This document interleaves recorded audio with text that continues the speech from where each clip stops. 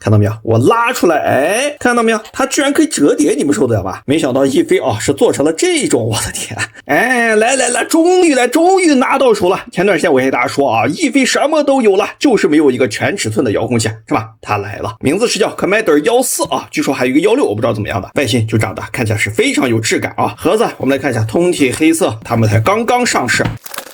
好家伙，盒子虽然不大，但是非常重啊，没问题，也是送了个控包。看这个包的材质，感觉还是比较耐用的。大部分呢好像都是这种，拉链也是亦菲的 logo， 提手。不知道你们出门喜不喜欢带控包呢？20×18左右吧。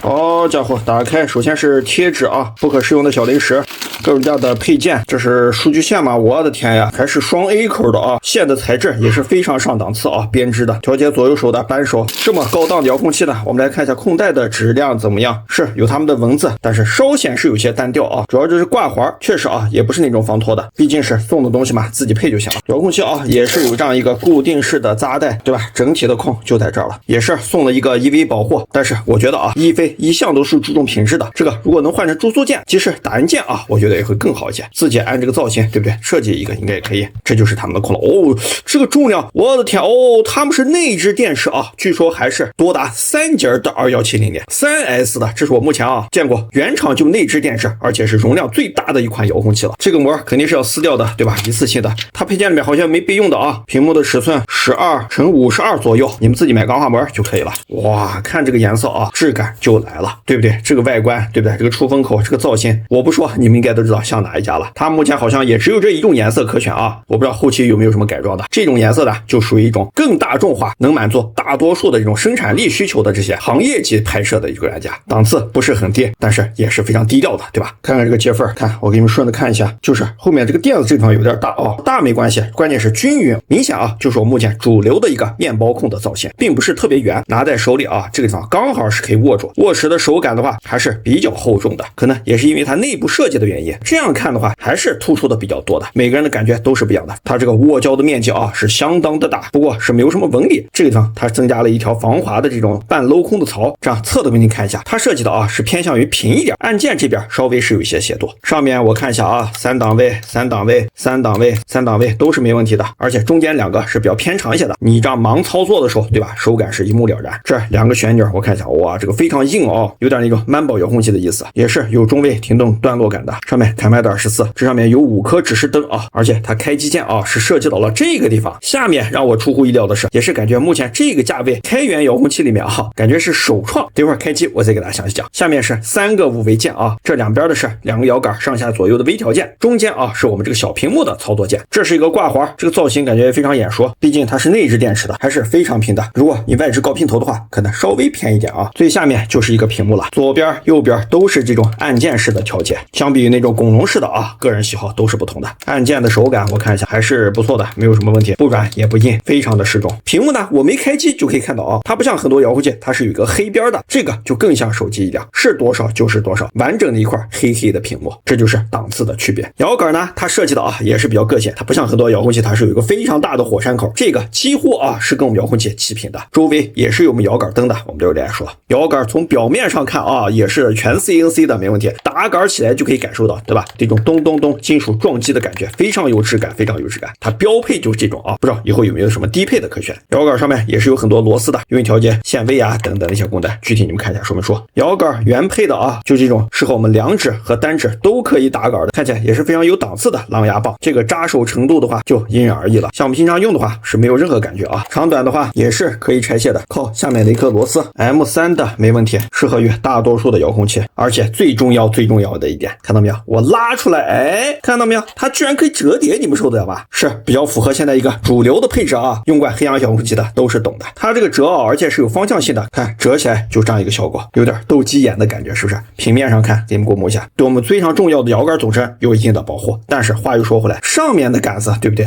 哎，这么长，尤其是中间这2个，这几个拨杆的重要性，对不对？不亚于我们摇杆了，你就只能用这个了。而且你看到没有？它专门就是为了这个折叠后的摇杆设计了这样一个开槽，哎，非常不错啊。当然我个人还是喜欢不要折叠的，直接做成一个大罩子，到时候不知道有没有什么打印件啊，直接适配上就更好了。摇杆这个手感我感觉一下啊，稍微是偏硬一点，阻尼感是比较强的，这个就因人而异了，主要是相对我目前习惯了 Jumper 的这个全金属摇杆而言的啊，它这个原抗就是比较软的，比较松的，你不对比是感觉不到的，更像是我们以前 Mambo 的那种感觉。当然硬的话也是有好处，打杆的时候尤其是回中啊，感觉更加精准一些。那么就是我最在乎的最重要的一点了，也是我用来判断一款遥控器是不是全尺寸的最重要的一点了，就是这个摇杆总成它的这个间距，它这个行程适不适合我们呢？目前我在用的 T14 总成摇杆间距在105左右，亦飞 C14 在100左右，稍微短一点，你习惯了以后啊，这都不是什么问题。我的 T15 摇杆调长一点，这个的打杆间距我刚大概测了一下啊，差不多是38毫米左右，而亦飞的我刚也量了一下啊，也差不多是38毫米，没问题啊，它确实是一个全尺寸的摇杆总成。那么很多人说了，看这个摇杆对吧，里面好像偏小一点，感觉像是游戏手柄控，不像是全尺寸的。当时我也注意到了啊，为什么呢？其实啊，是因为它这个边框设计的比较小。以我这个 T15 Pro 来为例，看到没有？其实啊，它打杆这个行程里面这个有效区域也是这样的一个长方形，也是这么一点，只不过就是它外面这个边框多余的地方设计的是比较大。我这样一对比，你们就一目了然了。从测量上看，确实是一个全尺寸的，没问题。然后顶部来看，哇，功能也非常多。首先左右两个啊，可以看到它都是一个自锁卫式的两段开关，也是目前的一个主流趋势啊。无论按下去还是没按下去，它都是突出一点。我以前也都给大家讲过啊，利弊都是有的。好处就是非常容易按，弊端就是非常容易误触碰。现在 BF 都可以设置预解锁，对不对？都是可以解决这个问题的。它这个按键手感啊还是不错的，你看到没有？它是凹进去的，这样按的话是非常有感觉的。右边的话，按我习惯设置个计时清零，里面的总成你自己更改应该也都是可以的。按键那个质感也是有一定阻尼感的，稍微是我感觉偏硬一点啊，只要它不松垮，没有什么自动上锁的那些问题，应该就可以接受。下面来看左右两边是有一个云台拱龙键啊，对我们穿越机来说可能是用不上，毕竟它是针对所有航模的嘛。这个感觉啊也是非常偏硬啊，跟我们 Jumper 的风格完全是两个极端。打到中间的话，好像也是有一定的中位感的。然后天线也是他们一个特色，很明显啊是个折叠的，怎么样打开呢？抬一下，对吧？就上来了，对吧？你也可以这样飞，因为它是指向前面的嘛，你飞高一点的地方，你就只能放到下面，这样抬起来，对吧？指向天空。有些人拿控喜欢竖着拿，对不对？你就可以打到上面，朝向问题也是需要注意的。你们肯定也发现了，当你要立起来以后，它靠的离高空器还是有点近，对不对？你让打杆的时候看，这个地方不影响，但是不过这个地方的话还是会影响到。所以说官方也建议了啊，最佳的摆放角度就是这样外八字啊，带一点翘的这种形状。但是呢，这个时候你遥控器啊，如果拿得太低的话，对不对？这个方向很可能就不会朝向我们天空了，天线最弱的个角反而是向上了。关于这个问题啊，我也提交给了厂家，很可能在后期啊对这个天线的设计进行一点更改。天线因为是折叠的嘛，所以说它两个形状啊是相互对应的，强迫症患者可能有点不太舒服。虽然看起来像个小平板啊，据说它里面也是线极化的，好像也并不是可拆卸的，毕竟它里面是要转的，对不对？像我很早啊喜欢把天线改成那种平板式的，觉得飞得比较远嘛。我用惯了Jumper遥控器以后，对吧？用惯了它原厂的一个折叠天线以后，我一直都是这样用的，远航啊最远也都飞到8公里。相比于图传的极限来说，这个啊完全都是够用的。915现在都达到1瓦了，足够用。所以说这个天线啊我也不准备改，都是带折叠的，非常好看。所以说很多人问了，这个为什么是两个呢？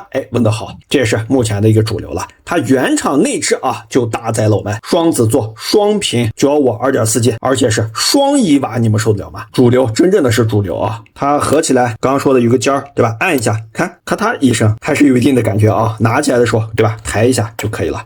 底部来看，哇天啊，它是专门做了2个脚垫的防滑垫啊。虽然说看起来并不是太软，中间这好像还有一个防尘盖，里面应该是内存卡啊。我看一下，原厂就配备了内存卡，感觉手还是不太好取啊，必须是要接住镊子，或者是你用指甲直接弹出来，当然也是比较容易丢的。面是要朝后面啊。我看一下，我的天，这不是雷克莎吗？好家伙，32G，我的天！虽然说是 U1，这可以说啊，是我目前原厂能见过遥控器里面自带最离谱、最夸张的一个内存卡了。即使你用不了这么大，即使现在内存涨价非常离谱，你们也都知道。然后背面来看，上面很明显啊，它是一个提手，并不是一个天线，带这种折叠的结果，最大只能看到这儿啊。所以说它是兼容了一个脚垫的功能。看这样放上，并不是很高啊。而且我还发现一个问题，如果你这样立着放的话，看到没有？虽然说有脚垫啊，但是稳固性并不是很高，可能它受限于下面这个宽度，对不对？重心稍微是偏厚一点。我觉得啊，自己完全还可以做一个打印件，来解决这个问题。各大家都有各大家的一个提手方案，没想到亦飞啊是做成了这种，我的天，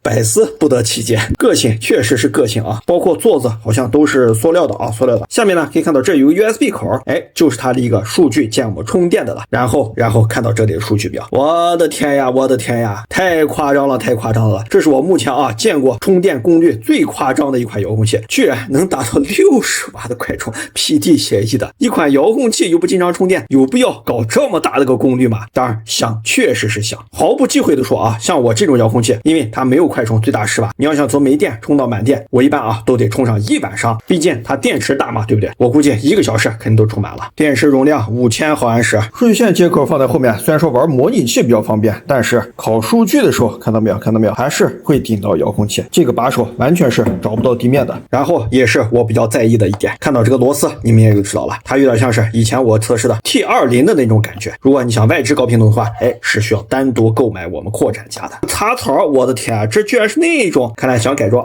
也并不是很容易。3颗螺丝插座本身就充当了另一颗。然后我就发现了，对吧？这个它是在中间的，如果你外置高频头以后，对不对？这就挡住了。所以说官方也说了如果挡住的话，你就只能把它拆掉了。但是拆掉又没有另一种支架的方案了。所以说这些建议我也提交给了官方，是不是可以通过打印件呀，设计成那种传统的那种环形的结构？然后可以看到这个地方是有2个出风口，毕竟它是目前搭载了主流的 A17 芯片，这么大个彩屏，而且就是双频的1瓦的内置高频头，肯定是需要很强的散热的。出风口的设计你们看一下，还是非常有质感后面2个手胶，这里是有2个凹槽，很明显就是让我们自己来拆装的。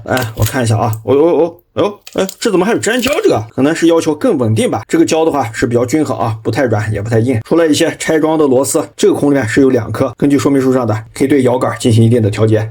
右边我看一下同样也是有粘胶，这面螺丝是在这一面好家伙，拆机时间我终于拆开了虽然说它只有4颗螺丝固定，但是前面和后面都是有卡子设计的，拆的时候一定要注意了，不要搞坏了。我的天呀，前后面板还是有很多连接的而且还有排线，我的天呀！当然遥控器也是不需要我们经常维护的。拆掉主电源线，拆掉2颗天线居然还使用的是 MSCS 的来给你们大概看一下。我天呀，虽然说这款遥控器价位是比较高，但是真的从它的做工上完全可以感受出来它这个档次。首先是内置的3颗2170电池，也是做了一定的保护，而且我第一次见在这个价位能使用涡扇来散热的遥控器，整个这就形成了一个风道，看到没有？散热片从上面进，不对，它这个不是应该是从上面出，难道说我理解错了吗？进的地方是没有什么风道然后绕过整个遥控器的空间，然后从这里出。看电池如果坏的话，每颗电池它都是有插头的，都是可以更换的。左右这个摇杆总成，如果你想换回弹式的都是可以的。这种也带轨道的插头也都是做了打胶处理，对不对？你想自己更换天线呀，接口也都是活的，都是可以更换的。我还是把排线给你们取消吧，万一要是弄断了可真是麻烦了。给你们看看正边，这地方也是有 CNC 的散热整个它的主要的芯片都做了屏蔽罩，这下对讲机就应该对它造成不了什么干扰了吧？同样的这个价位的遥控器我还是第一次见这种，真的是一分价钱一分货。包括这个地方看到没有？哇天，这都是打胶吗？这个摇杆总成的话，我天，它这个排线也太细了吧，我都不敢动这要是断的话，同样的它是目前采用主流的双霍尔的传感，并不是单霍尔非结束式的。震动马达不是线性的，看到没有？弹簧都在这里，自己想更换都是可以的。更换左右手的话，哇，非常不错它这个地方的压片都是没有减配的，只需要调节螺丝，确实可以做到了，不用拆空。看打刀头对应的就是我们前面板上下2颗螺丝，确实是限位的，看到没有？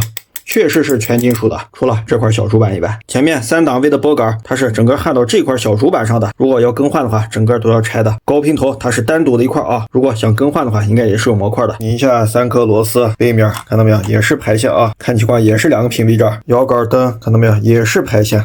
软弹簧我已经换上了，既然原厂没有附送嘛，刚好江牌遥控器备用的都是软弹簧，果断换上。好，现在我们来开机给大家看看怎么样来按呢？惯用的手段，短按、长按，看这里指示灯打刀头请开始你的表演兔蛋，走起，开始救援，尾灯关降落，计时清零。关机的时候也是一样的，第一个其实是各种各样的状态灯，这4个就是电量，你短按一下也可以检测电量。其实我觉得这个灯对吧，能把它设计到比如说这个地方能显眼一点就更好了，感觉这个角角上稍微是感觉不太协调，你们觉得呢？好，我现在说的是这款遥控器其实我已经用了2天了，等等的一些自带的一些主题各种各样的所有的设置我都进行了个性化的调整。你们可能拿到手的时候开机它它是另外一个主题。我看了一下啊，它这个系统除了我们 IGTS 官方的一些主题以外，好像啊还专门有人给它定制了很多一些个性化的，都是我没见过的一些主题，非常不错啊。就比如说现在这个橙色的，而且最关键的，我还发现了这块屏幕也是它档次之高的代表性了。我刚刚也都说了，它是没有任何的黑边，就跟手机一样，亮度达到了1000，在白天的情况下啊，你看我这里设的亮度放到最亮，都感觉是非常的刺眼。这也是我目前见过所有这个价位开源遥控器里面最给力的一款。而且这个声音我也设置完了啊，你们来听一下。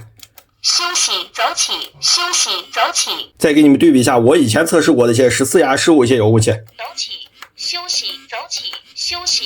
对不对？明显感觉这款遥控器啊，可以说是我目前测试过音量最大的一款了，都有点像是外放音响的感觉了。我看了一下啊，它这个扬声器是从上面这个地方吹出来的，而且通分我也测试了一下，这个地方啊确实是进分，这个地方确实是出分。好，关于 IGTS 等一些设置啊，我就不详细说了，具体你们自己看一下我以前的视频。屏幕之大，来给你们对比一下，是不是？我不用说，你们就一目了然了吧？它的亮度等级，对不对？但是呢，我刚拿到的时候我就发现很不习惯，为什么呢？可能也是因为它屏幕大，但是 IGTS 本身它这个系统啊，它这个分辨率跟我们以前遥控器是一样的，这就导致啊，你看近看的时候，它这些文字呀、这些图片啊，颗粒感是比较强的，但是字体大，对吧？所以说这块屏幕啊，更适合我们这样的老年人，你觉得对不对？好，摇杆灯我刚刚也看了一下啊，它也是多彩的，也有流光的效果。我看原厂脚本里面啊，也自带了很多的一些什么流水啊、各种各样的颜色等一些灯效。后期经过多用户的开源 ，IGTS 的更新，对吧？肯定还会有各种各样的，而且灯的均匀程度你们也可以看到，也是比较细的。包括系统我看了一下啊，也是 IGTS 最新的 3.0 的版本，都是开发版，也存在了和 T15 一样的种种的一些问题，都是需要长期来进行更新改善的。好，我现在把内置高频头打开啊，看到没有？这块小屏幕就亮了，对吧？你实时飞的时候就不用进我们脚本，实时就可以在上面上下左右，跟我们外置高频头上带的小屏幕啊是一个道理，就可以调 2S 的所有，比如说频率啊等等的一些相关设置都是可以调的，通过中间的这个按钮，非常方便啊，非常方便。包括你飞行时候，对吧？切到这个界面，你还可以看它的一些回传的一些强度数据呀，什么什么的。当然，你也是可以在脚本里面选，都是一样的道理。这里更直观一些，因为它内置的是双频双子座的高频头。我们怎样来选两种频率呢？就比如说这里看到没有，上下选有很多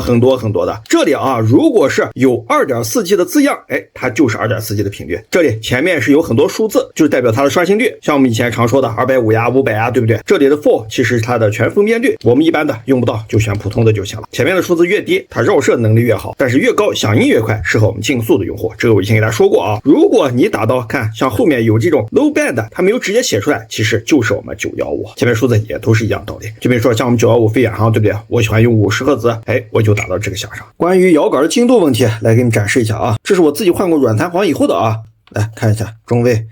回弹放开也是校准过好几次的，其实你们也一目了然了，我也不恰饭，数据你们一看便知，确实是有那么1%左右的漂移。这我以前也给大家说过啊，对我们 BF 构建来说，对我玩穿越机高机动性的飞机来说，这点误差啊都是不重要的。BF 本身就带有滤波，遥控器滤波我都关掉了啊，而且这跟你的摇杆的弹簧力度也是有非常大的关系的。原厂打开的时候它调的是比较硬的，我试了一下啊，中位是非常准的。我换了软弹簧以后，对吧？中位这个回弹力度肯定是不如硬的，它肯定是会多多少少有点漂移的，甚至太软的情况下，对吧？你放直了以后，因为我们 CNC 摇杆比较重嘛，很有可能啊它都拉不住，摇杆会有向下沉的这种区间。经过我长时间的调教换弹簧以后啊，现在基本上已经达到了一个最优的状态。看推回到桌面上，这地方一目了然。摇杆我也换成了我非常喜欢的这种莲花头，因为它是比较突出，没有火山口，所以说根据我的习惯啊，看到没有，我放的是比较低的。而且我刚刚还没说啊，这种没有火山口的设计，对不对？对我们2指大杆的玩家谁用谁知道，但是单指玩家是没有任何影响的。现在的摇杆手感，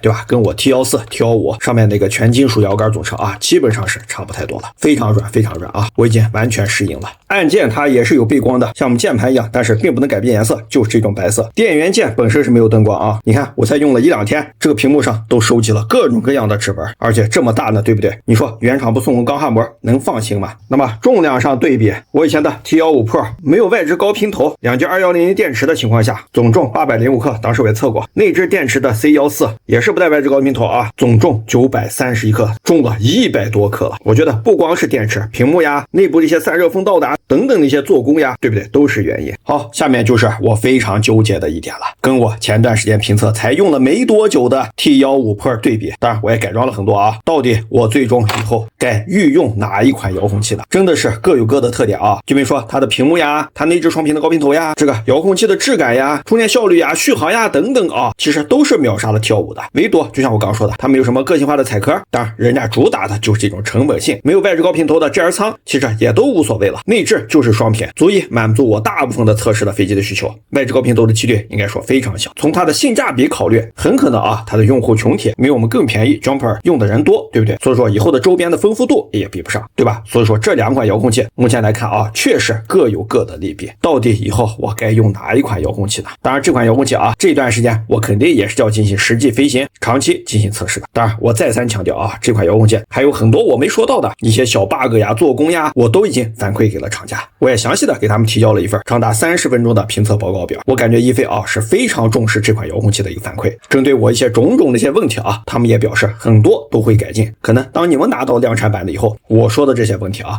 都已经是解决了，对不对？这样的厂家才值得我们去学习，真的是不怕我们提意见，就怕我们发现不了问题，还有很长的路要走呢。好，今天就说到这儿啊，话有点多了。